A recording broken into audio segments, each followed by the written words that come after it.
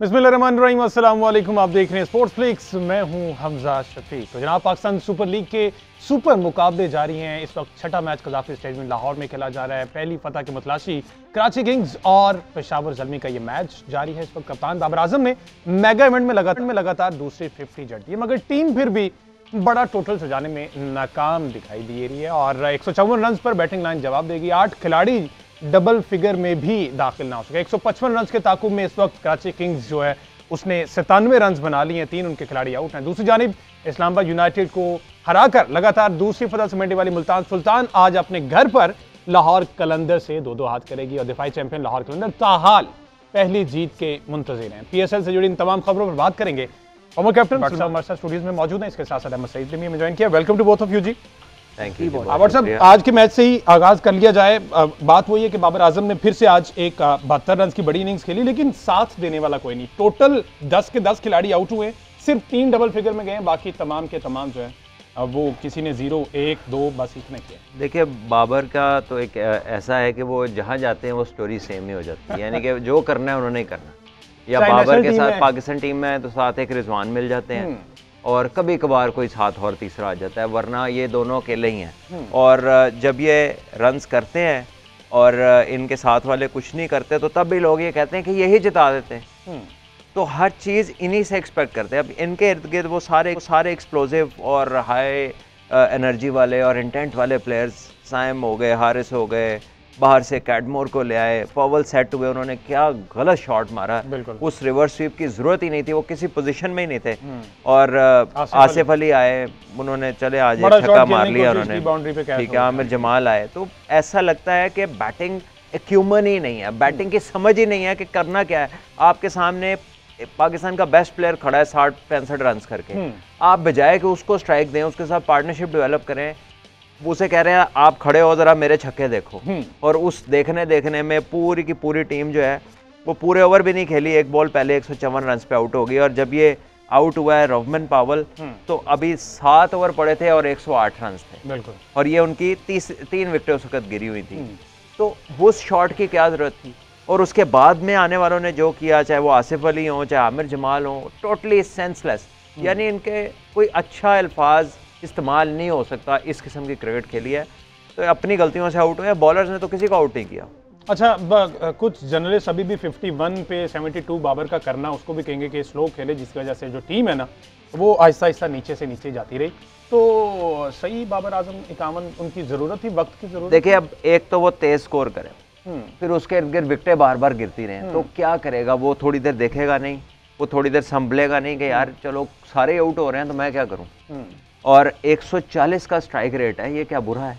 बिल्कुल ठीक है जी। तो अब अगर बाबर वो प्लेयर तो नहीं है कि 11 इनिंग्स में खेली और 2 दफ़ा उसने 30 बॉलों में 75 कर दी और 9 दफ़ा सो गए, 9 दफ़ा कहा अभी मेरे तो देखे मैं तो ये जो मतलूबा सहूलत है वो हासिल ही नहीं है। बिल्कुल। ये तो वो है जिसने 10 में से 8 दफ़ा स्कोर करना है, तो उसका यही स्ट्राइक रेट होता है ऐसे प्लेयर का। और इसके अलावा जी बाबर आजम ने आज 10,000 T20 रन कंप्लीट कर लिए हैं। दूसरे पाकिस्तानी ये बैटर है, अगर ओवरऑल देखा जाए तो पहले नंबर पर है। सबसे कम इनिंग्स इन्होंने खेलकर ज्यादा से ज्यादा रन बनाए, 10,000 रन बनाए। क्रिस गेल सेकंड पर, विराट कोहली तीसरे नंबर पर है 10,000 रन का जो माइलस्टोन अचीव करने में। अहमद सईद साहब, इसके अलावा और कौन से रिकॉर्ड्स हैं बाबर आजम के वजह से? जी हाँ, हम तो सबसे पहले तो बाबर आजम का जो ओवरऑल स्ट्राइक रेट है T20 में वो भी 130 है। तो ये को मतलब मेरा नहीं ख्याल कि अगर 130 के स्ट्राइक रेट के बैट्समैन के बारे में आपने ये कहना है कि वो स्लो खेलता है, तो फिर किस किस्म के आप उम्मीद लगा के बैठे हैं। और बाबर आजम की जो T20 क्रिकेट में एवरेज है वो 43 की है। तो 43 की एवरेज वाले कितने बैट्समैन हैं T20 क्रिकेट में, आप ये भी निकाल के देखिए। बाबर आजम ने 10,000 रन मुकम्मल किए हैं। शुएब मलिक के बाद वो दूसरे बैट्समैन बन गए हैं ये कारनामा सर अंजाम देने वाले। 281 आज उनकी T20 इनिंग्स थी, जिसमें 84th 50+ स्कोर उन्होंने किया है। तो ये मैसिव स्टैट्स हैं। इसमें से 3,500 से ज़्यादा रन वो हैं जो बाबर आजम ने इंटरनेशनल T20s में खेलते हुए स्कोर किए हैं। 2016 में उन्होंने अपना T20 इंटरनेशनल का डेब्यू किया था। और अब बाबर आजम T20 फ्रेंचाइज और इंटरनेशनल रन्स को मिला के 10,000 रन का जो बैरियर है उसको अबूर कर चुके हैं, और ये दूसरे पाकिस्तानी हैं ये कारनामा सरअंजाम देने वाले। बहरहाल बट साहब, आज जिस तरह से 10 खिलाड़ी आउट हुए, अगर हमारे पास विकेट्स पड़ी हैं तो जरा दिखाएं जी, क्या गलती हुई बैटर से या फिर बॉलर्स ने बहुत अच्छा परफॉर्म किया? हसन अली ने आज 3 आउट किए हैं जी, चौथा ओवर उनका कंप्लीट नहीं हुआ, उन्होंने 30 रन दिए। और मीर हमजा ने भी 3 खिलाड़ी आउट किए, 4 ओवर करके 28 रन उन्हें मिले। इससे पहले हसन अली भट्ट साहब स्ट्रगल करते दिखाई दे रहे थे, हमने देखा, और हसन अली का स्टेटमेंट भी अहमद सईद साहब आया। हसन ने आज मैच से पहले वकाई यूनुस से गुफ्तगू करते हुए उन्होंने बड़ी अजीब से आज एक बात की। उन्होंने कहा 2000 का डेब्यू हुआ, 7 साल इनको हो गए खेलते हुए। इन्होंने कहा कि जी मुझे तो अभी तक ये क्लियर ही नहीं हो पा रहा कि मेरा रोल क्या है, तो मुझे नहीं पता कि मुझे नई बॉल से बॉल करनी है, मुझे पुरानी बॉल से बॉल करनी है। उससे पिछले सवाल में हसन अली ने से सवाल किया वकाई यूनुस ने कि किस तरह का माहौल चल रहा है टीम में, तो हसन अली ने कहा कि मैं तो अपना माहौल खुद बना लेता हूँ। तो उनको 7 साल हो गए माहौल बना लिया। इस पर भट्ट साहब का कमेंट लेते हैं, एक शॉर्ट ब्रेक लेना है, पॉलिटिकल एक्टिविटी, उसके बाद वापस आते हैं। वेलकम बैक जी। बात हो रही पाकिस्तान सुपर लीग सीजन 9 की, तो कराची किंग्स ने पहली फतह का मजा जो है वो चख लिया। कराची किंग्स ने पेशावर ज़ल्मी को 7 विकेटों से शिकस्त दे दी है। फातेह साइड ने 155 रन का अदब 16.5 ओवर्स में 3 विकेटों के नुकसान पर ही पूरा कर लिया। कैरन पोलार्ड ने 4 छक्कों और 4 चौकों की मदद से 21 बॉल्स पर 49 रन की तूफानी इनिंग्स खेलकर पेशावर ज़ल्मी को शिकस्त दे दी है। तो भट्ट साहब, ये Kieron Pollard one sided match हो गया, जिस तरह से उन्होंने ये इनिंग्स खेली, जारहाना इनिंग्स खेली है, क्या कहेंगे आप? मुझे तो ऐसा लगा कि वो जैसे कोई बड़ा घर में आता है तो बच्चे जो है ना वो कुछ कर रहे होते तो कहता चलो साइड पे हो जाओ, इसको ऐसे नहीं ऐसे करना। तो उसने आके 4 छक्के 4 चौके, और वही इस्लाम खेल जो बहुत कह लें कि एक अच्छे बॉलर लग रहे थे तब तक, पहली बॉल पे उन्होंने उनको सीधा छक्का मारा और उसके बाद ऐसा लगा कि सारी बॉलिंग उनकी बिखर के गिर गई। और जहां भी उन्होंने इतना रूम उन्हें दिया है कि वो अपने आर्म्स को फ्री करेंगे, इतने स्ट्रांग, आप देखें बैक फुट पे उन्होंने सीधे छक्के मारे 90 मीटर प्लस के। सो ये so strong, so experience. 12,000 run हैं अभी, हमें बताया T20 मैचेस वो खेलते हमारे स्टैटिस्टिशियन ने कि 650 मैच है, तो उन्हें तो ये फिंगर टिप्स पे है कौन क्या कर रहा है, दुनिया की तमाम लीग्स खेलते हैं। तो ऐसे में इससे बहुत बेहतर बॉलिंग चाहिए थी पेशावर ज़ल्मी को। लेकिन ये कहीं ये फैक्टर भी होगा कि सलाम खेल जो है वो ऑलरेडी एक्सपोज हुए हैं कैरेबियन प्रीमियर लीग में कैरन पोलार्ड के साथ, तो उनको खेलने में आसानी रही पोलार्ड को। देखिए आजकल T20 के सर्किट में आप छुपे नहीं रह सकते, बिल्कुल हर बंदा आपको कहीं ना कहीं मिल रहा है, कहीं ना कहीं खेल रहा है, और सारी टीमों के एनालिस्ट आपकी वीडियोस बना रहे हैं। सो आप इनसाइड आउट आपका जो है ना वो पता है, तो only quality will surface. Bits and pieces जो प्लेयर है या जो अभी उस तरह से मैच्योर नहीं है, वो स्ट्रगल करते नजर आएंगे आप। अच्छा, एनालिस्ट की बात की भट्ट साहब आपने, कल एक बड़ा इंपॉर्टेंट मैच था जी इस्लामाबाद यूनाइटेड और मुल्तान सुल्तान्स का। अगेन बात है एनालिस्ट की, इस्लामाबाद यूनाइटेड बहुत ज्यादा इन्हीं पर रिलाई कर रहा है, वो प्लेयर्स को डीन जॉन से लेके अभी तक जो है वो उसी पर, उसके बाद ज्यादा से ज्यादा फोकस किया रेहान साहब जो उनके मैनेजर थे, उन्होंने तो बिल्कुल ही इस पे कागजों पे लिया है, लैपटॉप पर लिया है कि जो करना इधर करना है, ग्राउंड में नहीं करना। तो ये चीजें प्लेयर्स को डिस्टर्ब करती हैं। अगर देखा जाए इस्लामाबाद यूनाइटेड, कल शादाब खान बड़े पजल दिखाई दिए, उन्होंने वो डिसीजन नहीं लिए जो उसको ऑन ग्राउंड लेने चाहिए थे, लेकिन अगेन बैकएंड पे वही चल रहा था कि एनालिस्ट ने ये कहा कि इसको बॉल कराना है, इसको नहीं कराना। देखिए कमेंट्री में भी ये बात हो रही थी, जब वो एज कैप्टन कल अपने डिसीजंस कर रहे थे, तो कमेंट्रेटर्स भी इस बात का जिक्र कर रहे थे कि ये डाटा ड्रिवन साइड है और ये नहीं देखती कि इसको कराना है, इसको कराना है। ये क्या करते हैं कि इसने इस ओवर में क्या किया था तो इसको ये वाले नंबर का ओवर करा दो। कल फ़हीम के साथ अटैक करना कुछ समझ नहीं आई। फ़हीम बहुत अरसे से उनकी कोई सुप्रीम फिटनेस नहीं है, पहले ही वो कोई बहुत तेज़ बॉलर नहीं थे, अब तो वो और मिलिट्री मीडियम टाइप हुए हुए। और कल हालांकि मुश्किल पिच था, उसके ऊपर एक्स्ट्रा बाउंस भी मिलता था। हमने देखा नसीम शाह का बॉल स्विंग हो रहा था, बहुत खूबसूरत होने वाला वो खेलने नहीं दे रहे थे। तो वहां पर आप उबैद को नया बॉल कराएं, नहीं तो दूसरा जो आपके पास वो टाइमल मिल्स हैं लेफ्ट आर्मर, उनको कराएं। फिर आप इमाद वसीम को ला सकते थे। जब आपने एक विकेट ले ली तो नए जो बैटर आए, इमाद वसीम अच्छा नए बॉल से तंग करते हैं और बड़ी बाउंड्री हैं, 75 मीटर की बाउंड्री। ऐसा नहीं है कि जिसका मर्जी दिल किया उठा के छक्का मार दिया। तो ऐसे लगा कि जैसे उन्होंने ट्रिक्स को मिस किया और लैक किया उन्होंने टैक्टिकली बहुत ज्यादा।